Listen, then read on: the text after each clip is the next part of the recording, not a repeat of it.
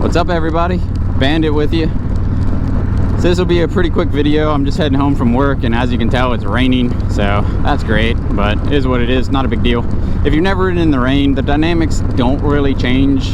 I mean, you're still gonna lean the same way you would and all of that. The only thing you do have to start to worry about is standing water on the road, because you will hydroplane pretty easy. But overall, I mean, it's not really any different. You're just gonna get wet, kind of miserable, but not a big deal.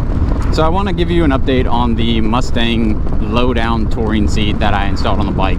So currently I have it on the bike right now. I've ridden with it a few times, and overall I do really like the seat. It is a very comfortable seat. My only issue with the seat is how wide it gets, how quickly, which prevents me from comfortably flat-footing at a stoplight. I can still flat-foot if I scoot forward in the seat, but it is, you know, pressing my legs out pretty far and pressing into my thighs pretty good when I am flat-footed. Riding solo is not a big deal. I can completely balance the bike perfectly fine with just myself on my toes. Not a big deal. Where it does start to get into an issue is when I'm riding two up. So I rode two up the other day with the old lady, and if you've never ridden two up before, that does change dynamics a little bit. The bike becomes more top heavy with someone on the back, because they are sitting higher than you are in their actual like seated position, right? That seat is higher than what your seat is. So the bike does become a little bit more top heavy, and coming to a stop is where that starts to come into a play. So because I have to scoot forward to get flat-footed, if I don't scoot forward far enough, when I come to a stop, then I'm on my toes, and I'm trying to balance the bike that's now top heavy with her on it, and it's not very comfortable when I'm trying to like scooch forward without dropping the bike to keep it balanced and get myself flat-footed. A little bit of a spin there, taking off. And that's the other thing you have to worry about.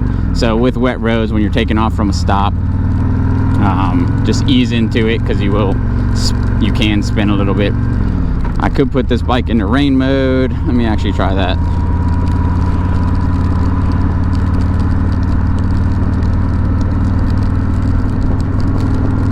I might have to be stopped to put it into rain mode. No, okay, it's just a click, not a press and hold. Alright, so now I'm in rain mode. That just changes the throttle response a little bit to help you from braking traction.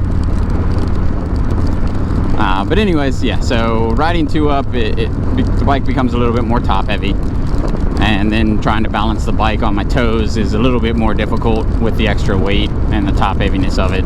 So I do think I'm going to end up upgrading to another seat, whether that be a Saddleman, or I have been looking into Drag Specialties, their low profile touring seat. It's a bit more narrow and just a lower profile cut.